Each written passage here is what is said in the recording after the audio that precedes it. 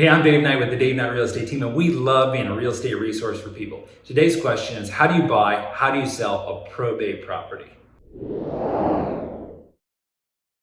So we actually are getting this question right now because of another probate property that we have on the market. So I'll use a story to help explain this. So let's pretend that your brother Bob passes away. Bob did not have his house in a trust. He may have had a will or he didn't have anything. Both cases are going to lead to the property going to probate. So that's where the court steps in and they're going to help make decisions about who has authority to sell. So that's really the key, is who has authority over this property, who can actually sign and sell it. So in a case like that, the court's going to appoint an administrator. Now, there's two routes it can go. It can go limited authority, which is not what happens most time. That's usually when there's disputes. Most of the time, it's going to go full authority. So some administrator is going to step into that role and have full authority to sign everything to sell that property. Now, they take on a fiduciary duty, so they're not like an average seller.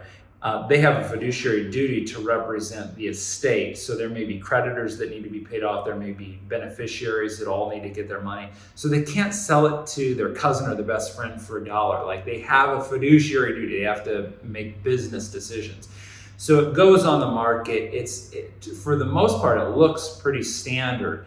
The big thing, if you're a buyer and you're looking at a probate, the key thing to think about is that the seller probably has almost no knowledge of the property. So in the wintertime, when it rains really hard, does water seep in? Are there any problems like that may be seasonal problems that if you were living in the house, you would have knowledge of it? But because the seller has no knowledge, you really want to make certain that you're thorough in your inspections.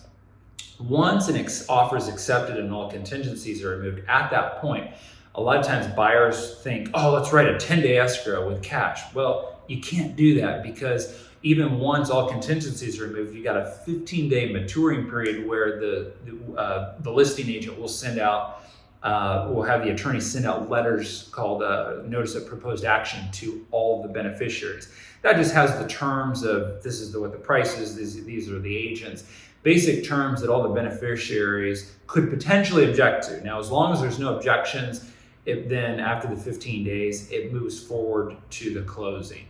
But you do have that 15-day period where if somebody says, oh, like I disagree with that, or there's any objections, it could then end up having to go to court. So it could pull it out of the easy process. As long as everything goes well, probate is a very smooth process. There's a lot of similarities to just a standard sale. The court is holding the estate accountable and the people involved, the administrator, to make certain, like with a probate referee, that it's not sold for too cheap. So key things, when you're selling, it's really important that as an administrator, you're taking on the role of the fiduciary for the trust. In cases like that, we actually will help cover costs, where we've covered up to $50,000 on properties, where we helped get it ready, whether it was clean out and removal of all kinds of junk, or different things to help increase the value. We've done that for administrators where we've worked alongside them, where they may have not had the money, but it helped the estate sell for more.